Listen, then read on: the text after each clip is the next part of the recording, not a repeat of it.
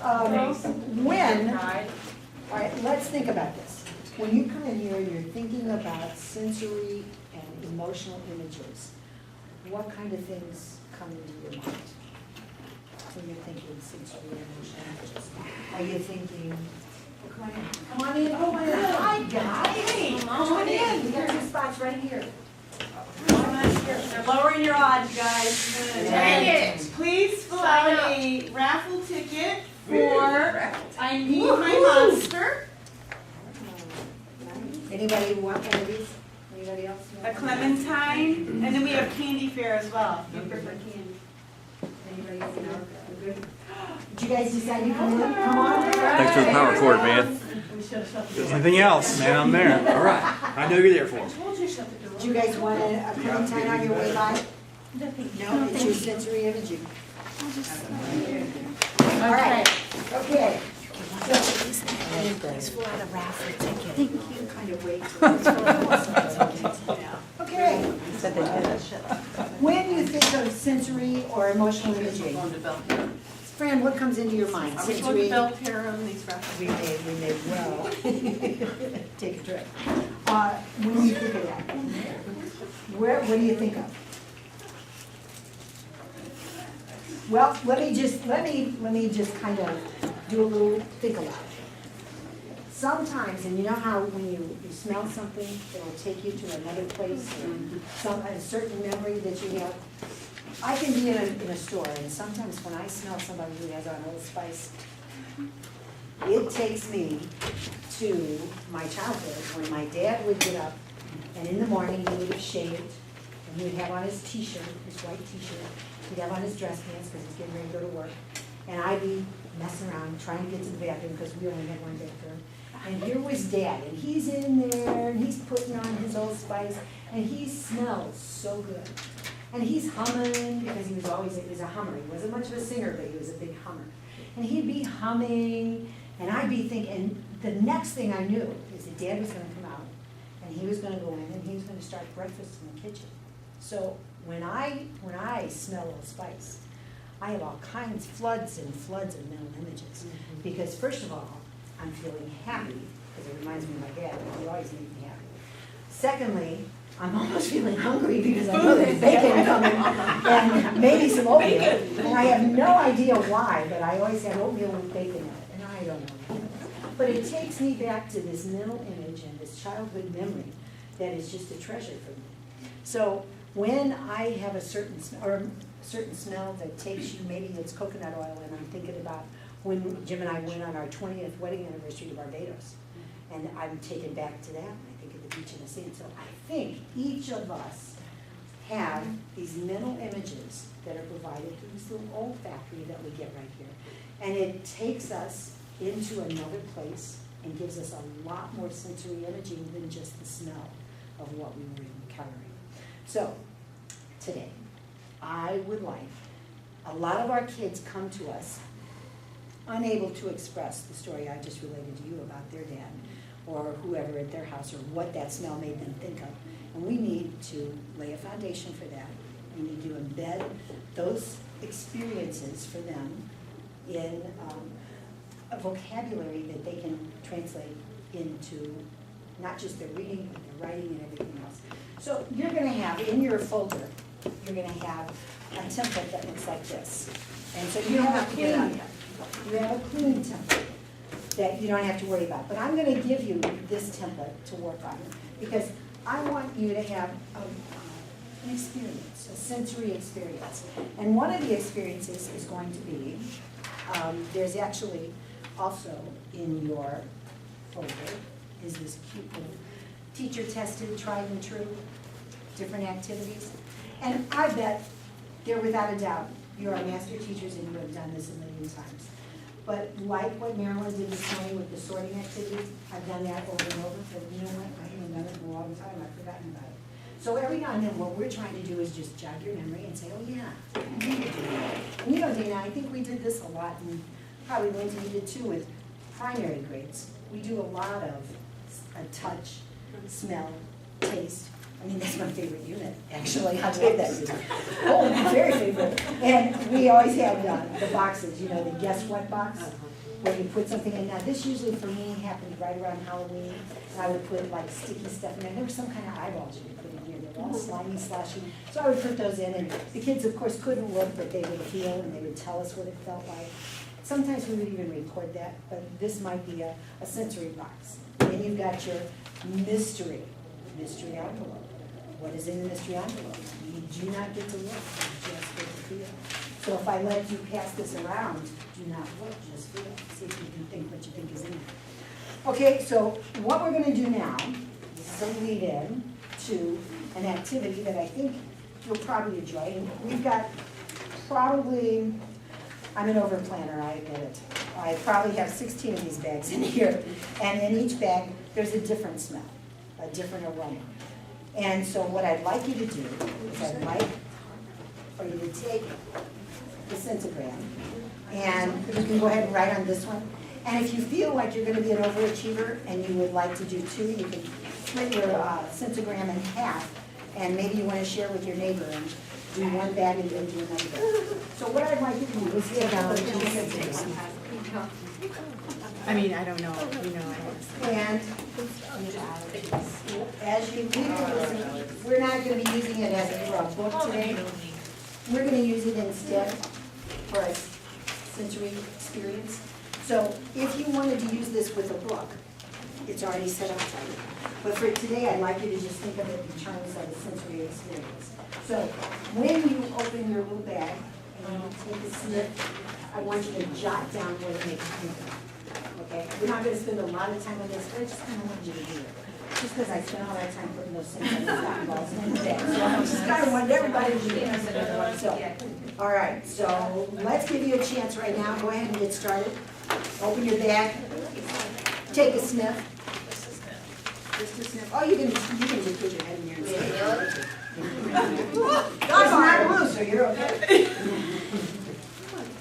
And then, after you've taken a good sniff and you've kind of got a thought about it, There, you can touch. I'd like you to write down with maybe some labeling words, some vocabulary. I want you to write down what it makes you think, what it makes you see.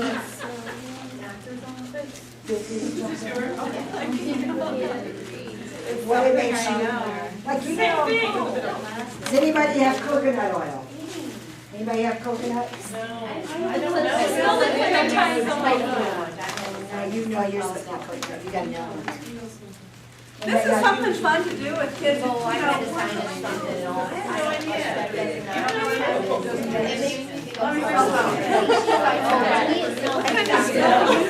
idea. Is that the coconut oil? I can't tell what mine is. I can't, I'm smelling Is alcohol. yeah, well, not all sense activated. Like, you can put a big old zero on all yours. It doesn't work on every sense.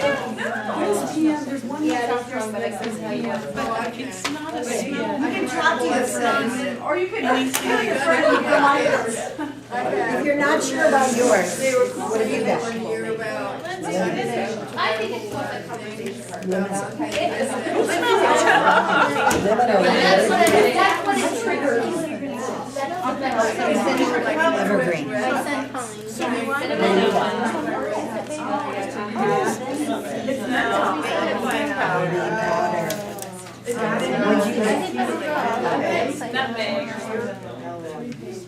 Oh, this is lemon. I don't really smell one. Which one? Lemon. Lemon flavor. This is clove.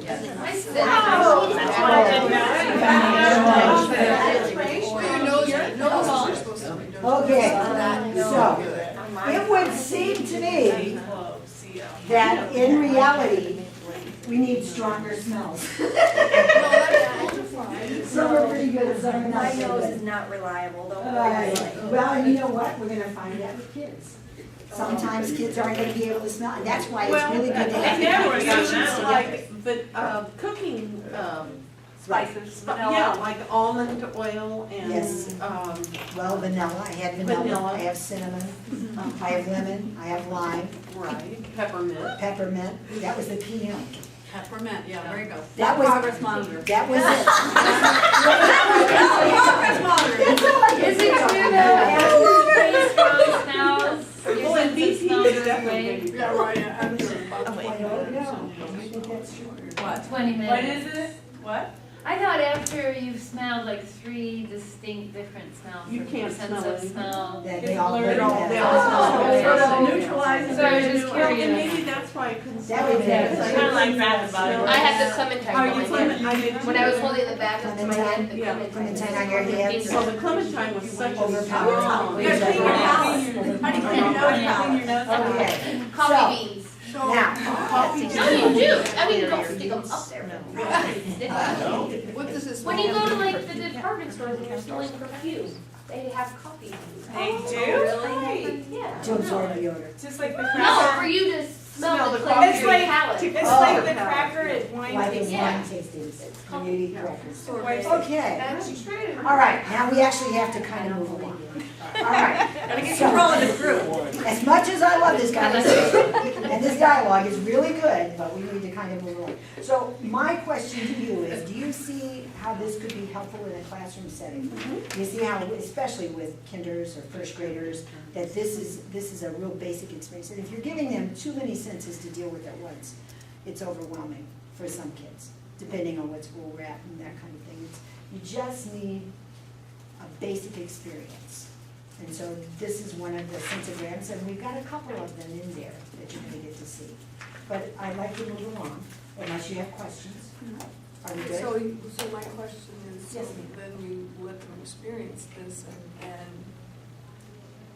I think we just saw this as a way, if you're, you know, the name of this presentation is sensory images to enhance comprehension. But if they don't even understand what the senses are, you know, At the just most basic the level. most basic level, level. just to sort of get But, started you know, going. I'm glad you asked that, because I actually had something else that I was doing with some of the kids, and I would then take a piece of paper, and I would fold it into 4 quarters and give us 4 boxes. And then, especially with kinders or first graders or primary kids, or kids that just need to draw it, to feel it or to think about it. And I would say, okay, in the first box, I want you to draw a picture of what this made you think about that you saw. In the second box, I want you to draw. So that would be an extension of the activity. The attention span is probably, I mean, by the time they've smelled and talked to each other, you're probably gonna wanna wrap it up before too long, but this would be a good extension or a good follow-up. Okay, does that help? yeah, I was just, Or, I was you know, just talking to her and I said, you know, I had the cinnamon. yes. And I said, at some point a few years A ago. red hot? A red hot. Uh-huh. I had, well, I smelled the cinnamon, that made me think of red hots, which made me think of when I was younger. I remember that a few years ago, some of my class, the kids in the class were really struggling with writing a piece, writing something about a very simple item and putting a lot of detail in it. And I told them I happen to have red hots because they're my favorite candy. And I said, look at this red hot, this is one piece of candy, I can write a 3-page story about this. And so then I modeled it on the overhead. And I wrote a big, long narrative about when I was a little girl and took piano lessons and da-da-da-da. And I said, so it only takes one little tiny thing and you can write a great big thing about it and you can use lots of detail about it. You don't have to have this huge experience. Since you're rich. See, you just answered your own question. Right, I know, exactly. So if you know what, but if you want a kid to, you know, maybe smell chocolate or something like Right. that, then you can say, okay, now, you know this smell, you're really familiar with it.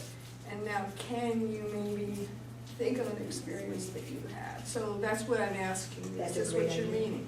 That's it. And that's a great intermediate activity. Great intermediate.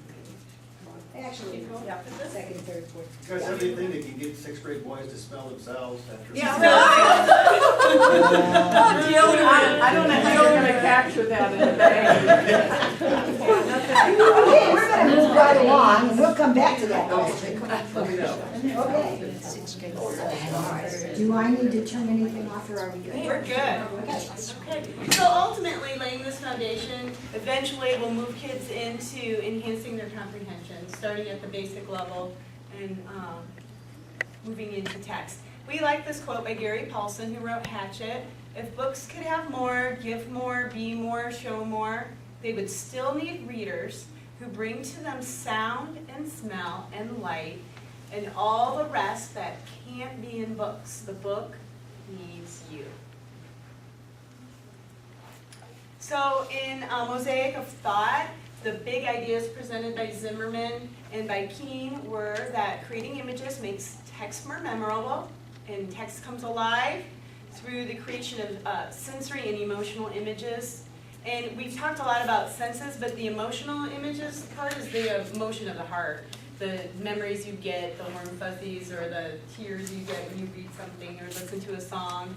And those are important to point out and have those experiences with kids. Creating images is a conduit to student engagement, and it's especially important for students who struggle. So many of our kids, they're in the TV, like in front of a TV so much, where technology and images are being slammed at them constantly, that they don't know how to produce their own and access their own. So that's very important to model it and teach it to kids who struggle. And doing that with explicit instruction. Marilyn talked this morning about the power of modeling, what we can do, and being really thoughtful about when you do think aloud in text, like during your read alouds, not thinking aloud too much, because you don't want to take away from the book. Inviting students to write. You gave a great example about writing, how important that is. Invite them to write, talk, draw, and perform their images they experience from text they read, songs they listen to, even listening to a TV show without seeing images. This is really important. Kids learn to read better through writing, and they learn to write better through modeled reading and reading it. So that's just an example. We have an activity that Nancy's going to lead us in. Okay, so how many of you teach 6th grade, it sounds like? How many of you teach 5th, 6th grade? Anybody else?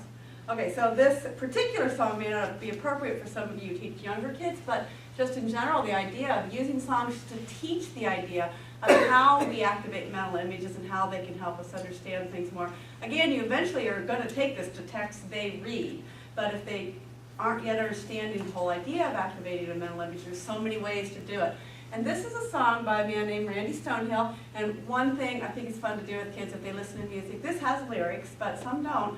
You can turn off the lights, turn on the music, have them lay on the floor, and put a thumb up as soon as every time they really feel like they have a strong image in their head of what they're hearing in the music, okay? This tells quite a story that would really lead into an interesting discussion with your upper grade kids.